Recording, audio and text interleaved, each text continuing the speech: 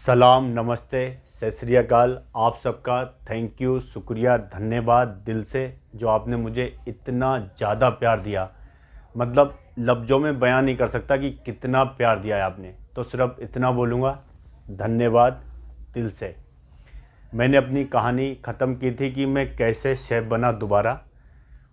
पहले मैं आपको उस होटल के बारे में बता देता हूँ। होटल था सिर्फ 16 रूम का, लेकिन उसमें शेफ़ के लिए था कुछ ना कुछ करने के लिए, क्योंकि होटल कितने रूम का है वो फ़र्क नहीं पड़ता है। फ़र्क ये पड़ता है कि हमारे लिए क्या है करने के लिए।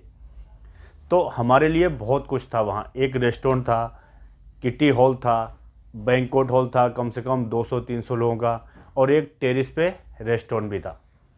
तो शेफ़ के लिए बहुत कुछ था खेलने के लिए, मतलब आप कुछ ना कुछ कर सकते हैं। रूम कम थे बस, उससे हमें फ़र्क नहीं पड़ता, हमारा खाने का काम चलना चाहिए, हमारा दिमाग में ये रहता है। और होटल होना था नया ओपनिंग, क्योंकि बनना था। तो ये भी बहुत एक अच्छी बात होती है, जब आप नए होटल में जाते हैं ना, तो आपके लिए बहुत कुछ होता है सीखने के लिए। मतलब कैसे किचन सेट कराना, डिस्पोजिंग एरिया कैसे सेट कराना, स्टोर कैसे सेट कराना, कौन सी चीज़ कहाँ लगवानी है, ये सारी चीज़ें आपको सीखने को मिलती हैं। इसी से आपका नॉलेज बढ़ता है और आप अपने हिसाब से चीज़ें सेट करा सकते हो। और मेरे लिए क्या अच्छी बात है कि जब मैंने होटल इंडस्ट्री स्टार्ट की थी, तो भी मैं नए होटल में ही गया था। तो मुझे इस वजह से बहुत कुछ सीखने को मिलता है। और आपको पता है, मैं 2 रेस्टोरेंट भी ओपनिंग करा चुका था। तो ये बेनिफिट होता है, आपको पता होता है कि पूरी बिल्डिंग में कहाँ क्या लगा है। मेहनत तो बहुत होती है, इसमें कोई शक नहीं है, मेहनत का काम है, लेकिन नॉलेज बढ़ता है आपका। और वहाँ जो जीएम थे उनके बारे में बता देता हूँ। उनको आप खतरनाक बोल सकते हैं। खतरनाक क्यों बोल सकते हैं? क्योंकि उनको हमसे 10 टाइम ज़्यादा नॉलेज था। मतलब उनका जो एक्सपीरियंस था हमसे 10 गुना ज़्यादा था, और उनको हर चीज़ पता थी। मतलब आप उनके साथ खेल नहीं सकते, ये सबसे बड़ी बात थी उनकी। मतलब मुझे ऐसा लगता था कि उस बंदे को सब कुछ पता है। उनका जो लेवल था वो हमारे साथ काम करने का नहीं था, या फिर हमारा उनके साथ, क्योंकि वो बहुत बड़े थे। हम उन्हें ऐसी नज़रों से देखते थे कि वो यार कोऑपरेट होना चाहिए था, हम ऐसा सोचते थे। मतलब मेरी सोच हमेशा ऐसी थी कि यार हम नसीब वाले हैं तो इस बंदे के साथ काम कर रहे हैं। उनका इतना ज़्यादा नॉलेज था, लेकिन कोई बात नहीं, काम कर रहे थे अच्छे से। हमें टास्क मिलते थे डेली, टीमें बनती थी अलग अलग, कि तुमने आज ये हिस्सा साफ़ करवाना है, तुमने आज ये एरिया साफ़ करवाना है, तुमने आज वो एरिया साफ़ करवाना है। सबको ऐसे टास्क मिलते थे, करने लगे। क्योंकि ग्रुप का होटल था, ग्रुप वाले भी आते थे, वो अपना अपना स्टाइल बताते थे कि ऐसे ऐसे मीटिंग होती थी कि ये चीज़ पे प्लान में है, ये चीज़ उसमें है। तो सब चलने लगा। इधर शेफ ने मुझसे बोला था कि तुझे लड़के दूंगा 2, फिर दिए नहीं। क्यों नहीं दिए मुझे पता नहीं ये शेफ ही बता सकते हैं। तो फाइनली होटल ओपनिंग हो गया।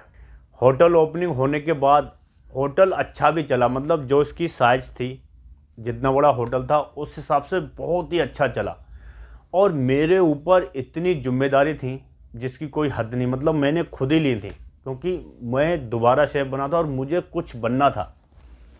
और ये एक चैलेंज था मेरे लिए, क्योंकि जब मैं वहाँ गया था तो कई लोग, पता है ना आपको, बातें करते हैं कि यार ये कहाँ कर पाएगा, इसको कंप्यूटर नहीं आता, इसको बात करने का ढंग नहीं है, गाली भी दे देता है कभी कभी, चिल्लाता बहुत है, इसके पास स्टाफ टिकेगा नहीं। तो क्या होता है, आपके बारे में कोई अच्छी बात करे ना तो आपको लोग नहीं बताते हैं, लेकिन आपके बारे में कोई ख़राब बात करे ना, वो ज़रूर आप तक पहुंचा देते हैं। आप ना पूछो तो भी पहुंचाते हैं। ऐसे बहुत लोग हैं दुनिया में। लेकिन मुझे अच्छा लगता है, मैं सोचता हूँ इस बहाने हमें याद तो कर रहे हैं, नहीं तो वैसे कौन किसका नाम लेता है। लेकिन चैलेंज था यार कुछ करने का, क्योंकि मैं एक बार शेफ से सीडीपी बन चुका था, अब मैंने दोबारा नहीं बनना था। और मेरी फैमिली मेरे साथ थी। मेरी बेटी थी 3-3.5 साल की, और मेरी बीवी, दोनों मेरे साथ में थे। उसके बाद भी मेरे काम की इंतहा नहीं थी। मतलब मैं सुबह 9 बजे होटल में घुस जाता था, रात में 1 बजे 12 बजे बुफे आउट करा के पार्टी का, तब घर पे आता था। मतलब सारी चीज़ें, कौन सी चीज़ कैसी रखनी है, धो के रखनी है, कैसे रखनी है, सब कुछ सेट करा के फिर आता था। क्योंकि मैंने रिस्क नहीं लेना था, क्योंकि वो जीएम सर थे, वो हमसे ज़्यादा एक्टिव थे। तो जब आपके सामने जीएम या एफएमबी मैनेजर ऐसा एक्टिव रहता है ना, तो आपने उससे ज़्यादा एक्शन में रहना पड़ता है, तभी आप ढंग से काम कर सकते हो बैलेंस बना के। अगर आप थोड़े से ढीले हो गए तो आपने बहुत गाली सुननी है। लेकिन मैंने ऐसा करना नहीं था दोबारा। तो मैं बहुत एक्शन में था, मतलब सब कुछ अपने सामने करना। और मुझे नसीब से अच्छा स्टाफ मिल गया था। स्टाफ सारे नए थे। 2-3 लड़के मैंने बड़ौदा से बुलाए थे जो मेरे साथ में पहले शेफ थे, और मुझे एक राजीव नाम का लड़का है, वो बहुत अच्छा मिल गया था। मतलब जब हमारा होटल ओपनिंग नहीं हुआ था ना, तब उसने एक आइटम बनाया था सिर्फ आलू का, आलू मसाला। वो आलू देख के मैं खुश हो गया था। मैं बोला नहीं यार, मुझे अच्छा लड़का मिल गया। मतलब उसने जो आलू बनाया और उसका जो कलर था ना, अल्टीमेट कलर। मतलब मुझे तो इतना मज़ा आया देख के। मैं बोला नहीं यार, मिल गया मेरे को लड़का। क्योंकि आप जब किसी को देखते हो ना और उसका खाना अच्छा होता है और आपको वो पसंद आता है, तो बहुत अच्छा लगता है कि नहीं यार, खाना अच्छा बना रहा है लड़का। तो वो अच्छा मिल गया था और सारे नए लड़के थे, सब यंग। तो सभी लड़के अच्छे थे, तो काम करने में बहुत मज़ा आता था। और वहाँ क्या हुआ था, हमने इतने लोगों का ट्रायल और इंटरव्यू लिया था ना। सिटी के बीच में होटल था, स्टेशन के पास, तो कोई ना कोई आता रहता था। और ग्रुप का होटल था, ऊना ग्रुप का, मैंने आपको बताया था ना, sister and brother brew master ऊना ग्रुप। तो इस वजह से बहुत लड़के आते थे ट्रायल देने, इंटरव्यू देने। तो कई बार क्या हुआ, ट्रायल देने में हमारी बहुत सारी चीज़ें नुकसान हो गई। एक बार एक चाइनीज शेफ़ आया था, उसने क्या किया, मोमो बनाने के लिए स्टीमर चढ़ा दिया और पानी डाला, थोड़ा दूसरे कामों में बिजी हो गया, पानी गया जल और स्टीमर में इतना बड़ा छेद हो गया। फिर एक कहानी क्या हुई, एक शेफ़ आए थे, वो भी बहुत, उनकी एज थी, उन्होंने भी ट्रायल दी डिमसिम का।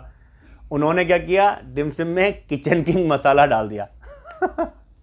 और जो मैंने खाया, मैं बोला यार किचन किंग की स्मेल आ रही है, मतलब डिमसिम में इंडियन की स्मेल आ रही है। बोला शेफ ऐसा कैसे? बोले नहीं, ये तो पड़ता है, हम डालते हैं। मैं बोला कोई बात नहीं। फिर हमने एक दिन ऐसे मीटिंग किया, फिर हमने बोला आज के बाद किसी का ट्रायल नहीं लेना, हमने सिर्फ इंटरव्यू लेंगे। जो पास हो गया ठीक है, नहीं पास हुआ, अगर हमारे काम का है, हमें लगेगा कि ये काम का लड़का है, तो हम इसको रख लेंगे। क्योंकि हमने तो काम कराना है, हमें हाथ चाहिए। नहीं आता है काम तो हम सिखा देंगे, जो हमारे तरीके से नहीं बन पाएगा। क्योंकि अगर जिसको भी 2-3 साल हो जाते हैं इंडस्ट्री में, उसको काम आ जाता है। बस थोड़ा बहुत हमारे मतलब का नहीं होता है, वो हम उसे बता देंगे कि शेफ आपने ऐसे करना है। उस दिन के बाद हमने कोई ट्रायल नहीं लिया, बस पूछा, पसंद आया और बात करने में लड़का अच्छा है तो रख लिया, काम सिखा दिया, चलने दो आगे। ऐसे ही अपनी गाड़ी चल रही थी। जीएम सर ने बहुत चीज़ें सिखाई हमें, मतलब बता नहीं सकता। उन्होंने जो फूड कोस्ट के जो तरीके हैं ना, एक एक तरीका उन्होंने बताया कि डेली फूड कोस्ट कैसे निकालना, ऐसे निकाल, बैंकोट का ऐसे निकाल। काम नहीं है तो वो हमें नए नए टास्क देते थे। एक दिन फ़ोन किया, बुला लिया ऑफिस में मुझे और एफएमबी मैनेजर को। बोले क्या कर रहे हो? बोला सर काम कर रहे हैं। बोले ये कोई काम है? ये तो रोज़ होता है। ऐसा करो, पूरे होटल का जो मेनू है उसकी कॉस्टिंग निकालो। मैं बोला सर ये कैसे, इतने का? बोले नहीं, मुझे चाहिए, वो भी 2 दिन में। मैं बोला कोई बात नहीं, करेंगे, क्योंकि हमने तो सीखना था। मैं और एफएमबी मैनेजर लग गया, एक एक चीज़ का हमने कॉस्टिंग निकाला। उससे हमें बहुत कुछ सीखने को मिला। हमें पता चला कि यार दाल तड़का कितने ग्राम की होती है, कितनी कितनी चीज़ें पड़ती हैं, कितने की अपने को पड़ती है और हम कितने की बेचते हैं। मतलब उनका काम करने का स्टाइल ऐसा था। अगर वो कोई फेस्टिवल करेंगे तो उनका तरीका क्या था, पहले मेनू बनाओ, फिर इसकी कॉस्टिंग निकालो, उसके बाद फेस्टिवल तुमने स्टार्ट करना है। नहीं तो कोई फेस्टिवल नहीं है। ऐसा नहीं बाद में हमें पता चला यार हमें तो कुछ मिला नहीं, नुकसान हो गया, ये हो गया। उनका ऐसा स्टाइल नहीं था। तो अभी हमें पता चलता है कि यार ये चीज़ें अच्छी थी, मतलब हमने बहुत कुछ सीखा वहाँ पर। चलने लगा काम। कभी कभी शेफ से भी बात होती थी, हुजूर भाई भी मिलने आते रहते थे। काम अच्छा चल रहा था। वहाँ लोग क्या था, बुकिंग कराने आते थे ना बैंकोट की, तो वो सिर्फ एक बात बोलते थे उस टाइम में कि यार हमने ब्रू मास्टर में पार्टी की थी, वहाँ खाना बहुत अच्छा था। तो ये सुन के ना बहुत अच्छा लगता था कि यार हम भी वहाँ से आए। मैं गेस्ट को बताता था फिर कि सर मैं भी ब्रू मास्टर से आया हूँ। बोले अच्छा। मैं बताता था उनको कि ऐसे ऐसे मैं भी वहाँ था। तो गेस्ट बहुत खुश होते थे और कई गेस्ट जानने वाले भी आते थे, हमने देखा होता था उन्हें ब्रू मास्टर में। तो हमारा होटल छोटा होने के बाद भी ना हमारा खाना अच्छा था और हमारा थोड़ा नाम हो गया था कि यार नहीं, एजीआई छोटा होटल है लेकिन खाना वहाँ बहुत अच्छा है। तो इस वजह से लोग जानते थे। धीरे धीरे ऐसे चलने लगा, टाइम निकल गया। हमने मतलब बहुत अच्छे से सारी चीज़ें कवर की, बहुत कुछ सीखा। एक अनपढ़ आदमी के ऑफिस में कंप्यूटर होता था, मतलब वहाँ शेफ़ के ऑफिस में भी कंप्यूटर होता था, और छोटा होटल होने के बाद भी, बड़े होटल में तो होता ही है, लेकिन 16 रूम के होटल में शेफ़ को सारी फैसिलिटी थी। तो मैं डेली रिपोर्ट बनाना, ग्रुप का होटल है तो उनको मेल करना, फूड कॉस्ट डेली निकालना कि आज की इतनी फूड कॉस्ट है, वो मेल करना, क्या क्या चीज़ें। तो वहाँ मैं बहुत कुछ सीखा, और जो चीज़ें मुझे पता नहीं चलती थी वो मैं किसी को पूछता हूँ, आज भी पूछता हूँ मैं। ऐसा नहीं है कि आप शेफ़ बन गए तो आपने कुछ सीखना नहीं है, आप तो बस मज़ा आ गया आपको, नहीं, आपने डेली सीखना है। शेफ़ बनने के बाद और भी आपके ऊपर जिम्मेदारी बन जाती हैं। आज भी मैं सीखता हूँ। तो जो चीज़ मुझे पता नहीं चलती है तो मैं नीचे अकाउंट में, एक लड़का था दास, उससे पूछता था कि दास ये कैसे करना है, वो कैसे करना है, वो मेरे को सब बताता था अगर जो मुझे समझ नहीं पड़ती है। लेकिन ज़्यादातर मैं अपने काम खुद करता हूँ, लेकिन जब चीज़ समझ ना आए तब तो पूछना ही है किसी को, तभी तो सीख पाएंगे। तो मैं बिना शर्माए आज भी पूछता हूँ जो मुझे समझ नहीं आती है, क्योंकि भाई मुझे तो आता ही नहीं है, मैंने तो सीखना ही है। चलते रहा, सीख गए बहुत चीज़ें, काम करते रहे। फिर क्या हुआ, जीएम सर वहाँ से चले गए और टाइम भी गुजर गया, 1 साल होने वाला था। फिर नंबर आया 1 साल के बाद कि स्टाफ की सैलरी बढ़ानी है।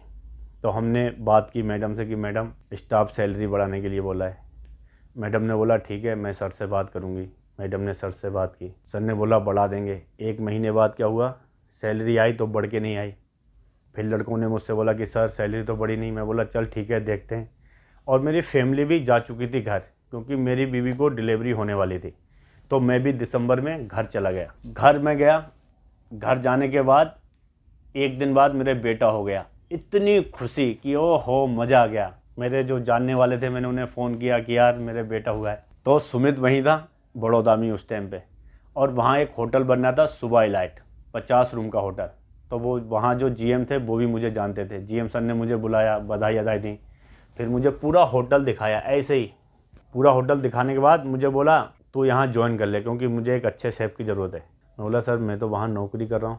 बोले मुझे पता नहीं, ज्वाइन करो और टीम भी लिया अपनी। मैं बोला ठीक है, जाके बताता हूँ, क्योंकि अभी तो न्यू ईयर है, अभी तो आ नहीं सकता, जनवरी में ज्वाइन करूँगा। मैं आया, काम किया। फिर मैं 1 दिन बाद मैडम आई, मैडम से मिला। मैडम ने मुझे बधाई दी, शगुन दिया कि ये ले आलम, बहुत बधाई, तेरे बेटा हुआ। मैं बोला थैंक यू मैम।